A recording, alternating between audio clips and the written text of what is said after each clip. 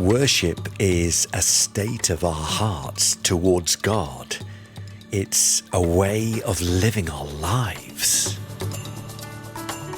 Thanks for joining us for Mission 66, brought to you by TWR in partnership with the Bible teaching ministry of Dr. Luis Sao. Today, we're in Deuteronomy, a book that offers timeless wisdom and helps us apply faith to our daily life, choices, and relationships. You can download your study guide at mission66.org. Now here's Esther to introduce today's topic. A warm welcome to you, dear friend, as we open up the book of the Bible called Deuteronomy today. Now, worshiping God is more than just a matter of singing hymns in the church choir. Worshiping God is not simply reciting a prescribed litany or showing up every once in a while. Worshiping God means giving Him what's best and recognizing what God has done for us. So let's listen as John Matthews brings us the theme, Our Best for His Glory. Esther, thank you so much, and a very warm welcome to Mission 66, wherever you join us from today. It's so good to have your company. And if you're joining us for the first time, well, look, it's great to have you with us. We're here in the book of Deuteronomy. It's the last of the first 5 books of the Bible, which are known as the Pentateuch, or sometimes described as the Torah. And the author is Moses. And what he's doing here in Deuteronomy is recording a series of 4 discourses, I think is probably the best way to put it. And he's giving these discourses to the people of Israel, the Israelites, laying down instructions for them for the way that they're to live as they prepare to enter the promised land. The land was at that time occupied by Canaanite tribes, and these tribes were steeped in idolatry and evil practices, which were really, really grim, including child sacrifice. And so chapter 26 has 2 main parts. The first part outlines appropriate offerings that were to be given back to God. And the last part then of the chapter, from verse 16 through 19, contains a call to obedience. So let's read from verse 1. When you come in to the land that the Lord your God is giving you for an inheritance, and have taken possession of it and live in it, you shall take some of the first of all the fruit of the ground which you harvest from your land that the Lord your God is giving you, and you shall put it in a basket, and you shall go to the place that the Lord your God will choose to make his name to dwell there. Now the people were to remember where all this good provision actually came from in the first place. Not unreasonable of God then to expect us to remember that everything that we have comes from him. Either he gives it to us, or he gives us the strength and the ability to grow crops, to make a living for our families.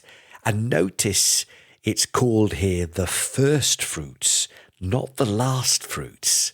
We honor God by giving him the first, our best, the best of the crops.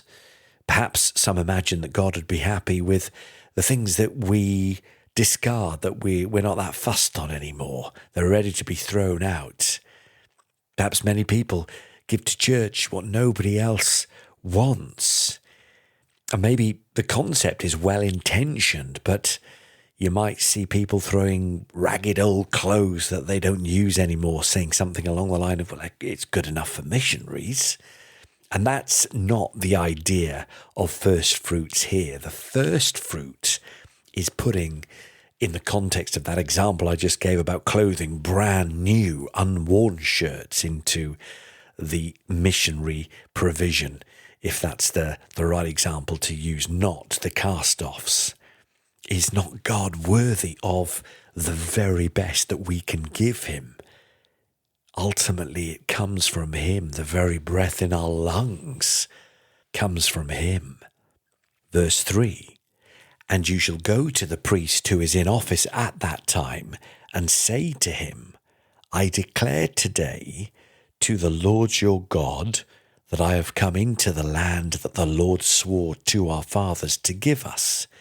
So the offering is to be presented to the man chosen by God to represent him in the office of a priest. And this is so the people wouldn't think that they could offer their first fruits to God any place that they chose, nor in any manner that they chose, but to do it according to God's way. And there was to be intentionality. They were to go into an actual place and physically put these baskets before the altar and bow before the Lord in his presence. Verse 4, then the priest shall take the basket from your hand and set it down before the altar of the Lord your God, and you shall make response before the Lord your God. Now this response was to be a remembrance of the history of the nation of Israel from Abraham through to Egypt, the 400 years in which they were enslaved in Egypt, and then how God had brought them out of the land of Egypt into this land now said to be flowing and identified as flowing with milk and honey. And this is the response that they were to recite to the priest. A wandering Aramean was my father. That's a reference there to Jacob, the father of Joseph. Joseph went to Egypt first as a slave, sold, if you remember, by his own brothers. But God had worked it out so that Joseph becomes a public official with great authority and responsibility, and he then invites his father Jacob and the whole family down to Egypt, where they settled, and so they escaped the famine that had engulfed the entire Middle East. And the account goes on, and he went down into Egypt and sojourned there, few in number, but there he became a nation, great, mighty, and populous. And the Egyptians began treating us harshly and humiliated us and laid on us hard labor. Then we cried to the Lord, the God of our fathers, and the Lord heard our voice and saw our affliction, our toil, and our oppression. And the Lord brought us out of Egypt with a mighty hand and an outstretched arm, with great deeds of terror, with signs and wonders. And he brought us into this place and gave us this land, a land flowing with milk and honey. And behold, now I bring the first of the fruit of the ground which you, O Lord, have given me, and you shall set it down before the Lord your God, and worship before the Lord your God.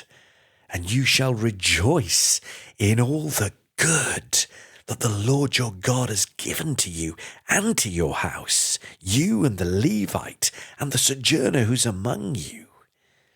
You see, the people of Israel were to conduct themselves so well that anybody who might happen to be travelling through would notice how different the people of this place were, how different they were from the surrounding nations. And they were to reflect the goodness of their God. Verse 12, when you have finished paying all the tithe of your produce in the third year, which is the year of tithing, giving it to the Levite, the sojourner, the fatherless, and the widow, so that they may eat within your towns and be filled, then you shall say before the Lord your God, I have removed the sacred portion out of my house, and moreover, I have given it to the Levite, the sojourner, the fatherless, and the widow, according to all your commandment that you have commanded me. I have not transgressed any of your commandments, nor have I forgotten them. I have not eaten of the tithe while I was mourning, or removed any of it while I was unclean, or offered any of it to the dead. I have obeyed the voice of the Lord my God. I have done according to all that you have commanded me. Look down from your holy habitation, from heaven, and bless your people Israel and the ground that you have given us, as you swore to our fathers, a land flowing with milk and honey. And so here the giver is engaged, causing them to articulate with their voice to a priest that they are obeying this part about the tithe, being intentional about giving, and in doing so, giving their best for the glory of God. And verse 16 says, "This day the Lord your God commands you to do these statutes and rules. You shall therefore be careful to do them with all your heart and with all your soul. You have declared today that the Lord is your God, and that you will walk in his ways and keep his statutes and his commandments and his rules, and will obey his voice. And the Lord has declared today that you are a people for his treasured possession, as he has promised you, and that you are to keep all his commandments, and that he will set you in praise and in fame and in honor high above all nations that he has made, and that you shall be a people holy to the Lord your God, as he promised." And so the hoped for goal from God's standpoint was to encourage his people to obey the law as outlined by Moses, because he had a heart for doing it and was giving his offering because he wanted to, not just because he had to. You know, true worship is to see God for who he is. And when we do that, we will be compelled to give him the best of what we have, and recognize everything that he has done for us in our lives, being aware that we are in the presence of the one and only living God. So we have much to thank him for, as he delivers us from evil that is seen and so much more that is unseen, and asking then that his will be done above all, even if it goes against what we want, our best for his glory. And that is the theme of Deuteronomy 26, Esther.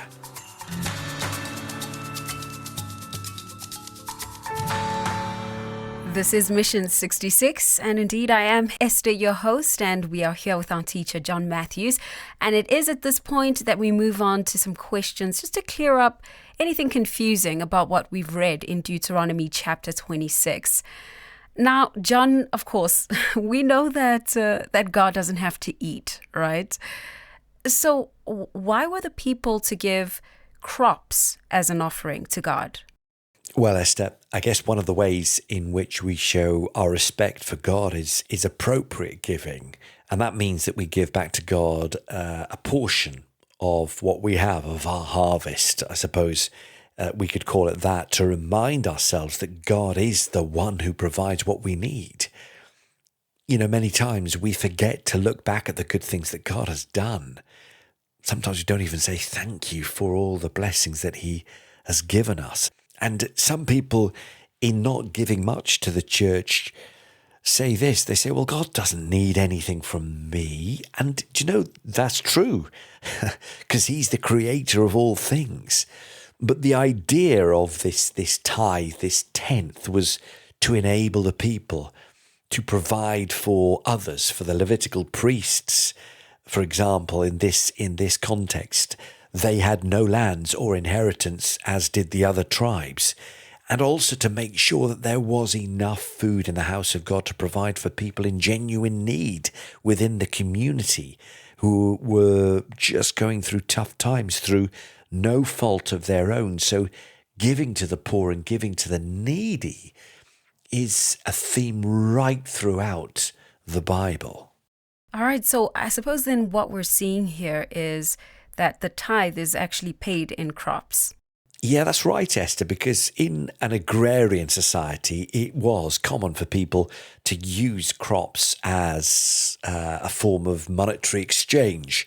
And that's why the tithe was to be in the form of crops. And so If they got money, of course, they would tithe the money. But in that society, there weren't coins of money as we would have today. In fact, the farther we go back into history, the rarer the minting of coins is. I believe actually coins only appeared after the Persian period in history. The Romans, they minted coins. But anyway, the people would bring whatever resource that they had to help the priests, the Levites, those who served in the tabernacle, and also those, whoever they were in the community, who were in need. And so in the same way today, we should present the tithes and our offerings to God, but they're used to benefit God's work on earth. Paying church leaders who devote their entire time to preaching and administering, helping people who need help, identifying who needs help, those who are in the same community of faith as we are. And, the truth is that churches, of course, have plenty of bills to pay as well. So, John, just to be clear, the Levites were the ones that were working in the tabernacle, right? Yeah, exactly. Yeah, that's right. That was their full-time job, and they were completely dedicated to God. And so, only fair that they were to be provided for by the offerings of the populace, of everybody else. The tabernacle was this temporary place for the worship of God, and effectively, what it really was a large portable tent. So whenever the congregation moved, the Levites had to take charge of taking down that tent, that tabernacle, and then they'd set it up again at the new location. And it was the epicenter. God is the epicenter of the universe. He created all the universes. And so in this context, it's an incredible picture that he dwelt among them. So this was some responsibility. And, later on, as we go through the Bible, we'll see that this temporary tabernacle that accompanies the Israelites as they wander through the wilderness, it's replaced in Jerusalem by a permanent temple that would be constructed by the son of King David, King Solomon. All right, well, a very interesting statement made in verse 5, okay, because we know that the person who's now offering the tithe was to recite this dedicatory statement, which started out by saying, "A wandering Aramean was my father." And I think you did mention that wandering Aramean was Jacob. Now, are we absolutely sure that he is who's being referred to here? Yes, certainly an interesting, I suppose you could call it technical question, Esther, and it does deserve our attention. Look, an Aramean is somebody from the region of Aram in Syria, and it's the place where Jacob came from. Some scholars say that the word wandering would be better translated as ready to die, but whatever it means, most scholars, I think, would say that this refers to the patriarch Jacob. Jacob was renamed Israel, and his 12 sons became the 12 tribes of Israel. Well, John, just reading through this chapter, I would say that the very heart of it talks about worship, the presenting of the first fruit tithes and offerings, and then, of course, the call to obedience. Do you think that this is how we should worship God today? Yeah, it's a good question. You know what worship is, Esther? It's more than just a section of a service, far, far more, in fact. Worship is the state of our hearts towards God. Worship is a way of living our lives. Warren Wiersbe, I think, said it well when he said this: worship is the believer's response of all that they are, mind, emotions, will, body, to what God is and says and does.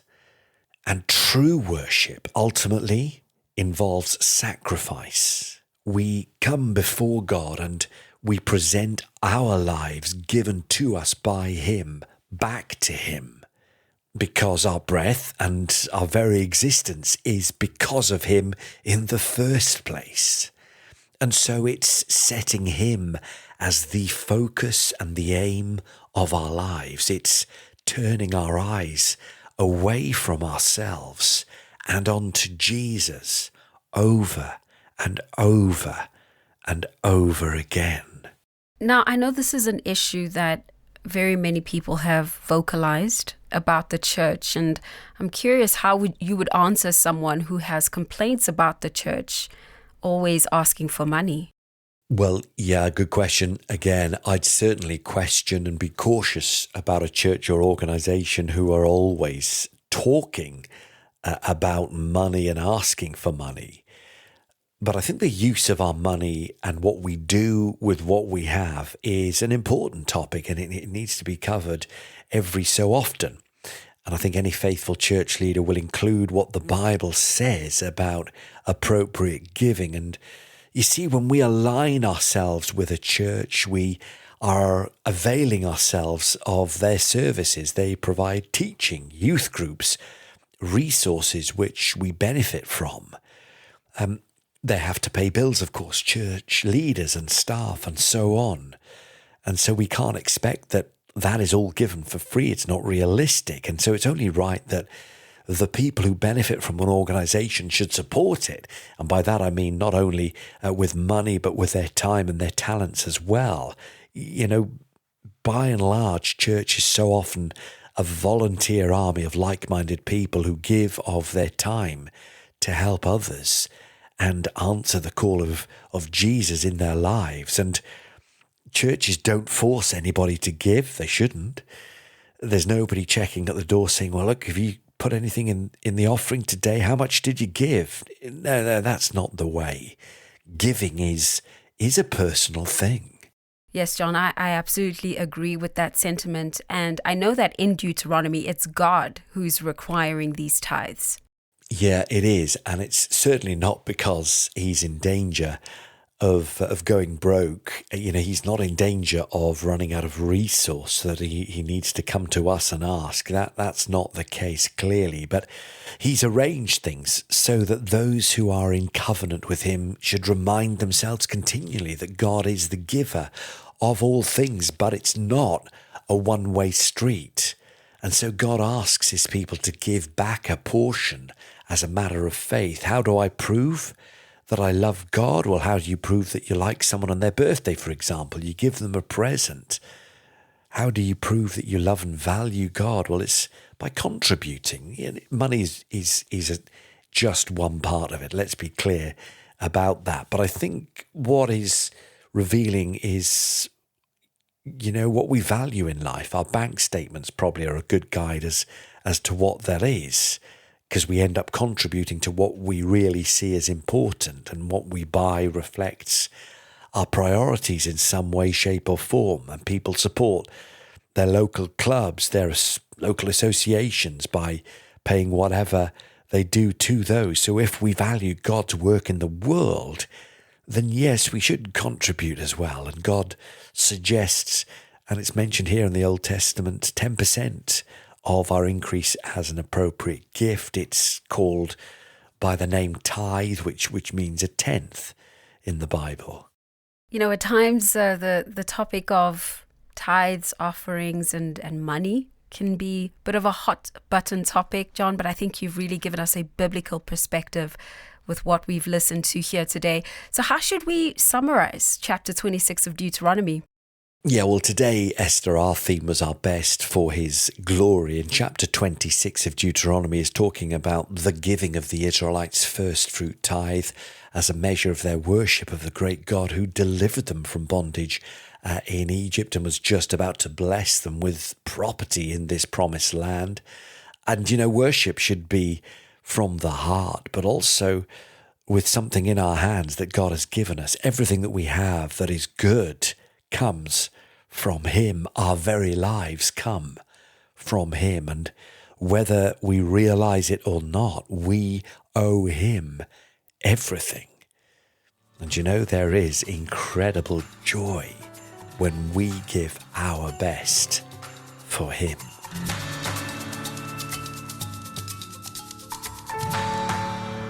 Well, what a wonderful way to conclude this episode with that resounding message to give God our best.